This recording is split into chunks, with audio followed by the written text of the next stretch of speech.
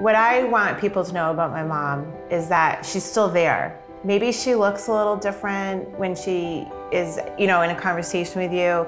Maybe she walks a little different, maybe she's a little slower, but she's still there.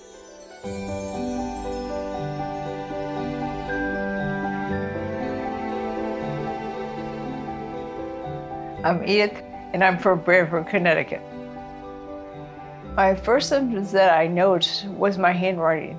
It was really getting very small, and so I couldn't write in cursive. I had to print everything. And that was the first sign, and the second sign was swimming, because I love to swim, and I found that I couldn't float, and I couldn't keep my legs up. I would say her balance and her speech were definitely something. And then the other thing that you were struggling with were bladder concerns. I guess little things were starting to add up. I first saw the neurologist in 2017, which was a year after I retired. And I was not diagnosed with MSA until probably 2019. I actually saw 5 doctors in total, but it was probably the 4th doctor who told me that I had an MSA. So the first time that I went to see a doctor or realized that I had a problem, I really thought it was a brain tumor. He said he thought that I might have Parkinson's, and he had scheduled me for a DAT scan. And that came back negative. So the doctor told me that I did not have Parkinson's because I had a negative DAT scan. And he sent me to one of his colleagues to be examined.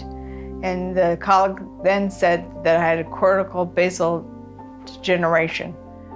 I found another neurologist who, she just said you have Parkinson's with a negative DAT scan.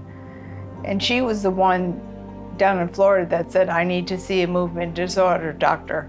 The movement disorder doctor is the first one who diagnosed me with the MSA. Up until then, the other neurologists were saying that I had Parkinson's. When the doctor finally diagnosed me with MSA, it was trying to find information online about it, which was very difficult. With going through the journey, I was in denial because I wasn't having any symptoms at the beginning that you could really see on the outside. It's only been in the last probably 2 years where my balance has been off, and I was falling quite frequently. Right when I was diagnosed, I could walk properly without any assistance. And really, after the hospital stay for a UTI, my walking became worse, and I needed assistance. That's when the symptoms really started, and I had to accept the fact that I had the disease. Well, the other house that we had stairs, and I'm challenged on stairs going down because I have forward motion, so I always feel like I'm going to tip over. The steps we needed to take to get my home ready for my mom was to make it safer for her for walking and looking down the line for eventually when she's in a wheelchair. We had to add some ramps into the outdoor steps so she could live a little more independently, and then also the zero entry shower to help her not have any trip or fall accidents. I wish the doctor had explained more that it was going to come on, and when it came on, it was going to be to do what I wanted to do with all my facilities without falling. And I wish that the doctor had explained that they would be more rampant once they started. So I would like people to realize how debilitating the disease becomes at different increments. It started out with the falling, and then it becomes where your balance is really bad. And now I realize it has affected my speech.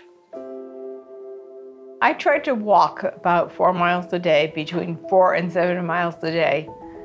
And it helps with the disease. It's keeping it more at bay, supposedly to the doctor's orders. And the doctor will always say to me that he wishes he had more patients that would do more exercise like I'm doing. I didn't realize how important that was to MSA patients to keep moving. I tend to want to put my mom in a bubble and not have anything hurt her and, oh, don't do that, you shouldn't do that, but how important it is to have that, to keep moving. I would tell other patients that have MSA to do what you can do while you have your facilities about you. They go really fast when it starts. You do have a couple of years where you have no symptoms, and to enjoy those years while you have them. What makes me so proud about my mom living with MSA is she really hasn't stopped for a minute. It's kind of funny, like we joke about her phone and her Fitbit getting all her steps in and how important it is, but she never asks for help. And I know it pains her to ask for help, but she's always lived her best life. I'm very proud of her determination and integrity that she has with this disease. She's taken this disease head on and not let it define her, which not many people can. A lot of people can learn from my mom.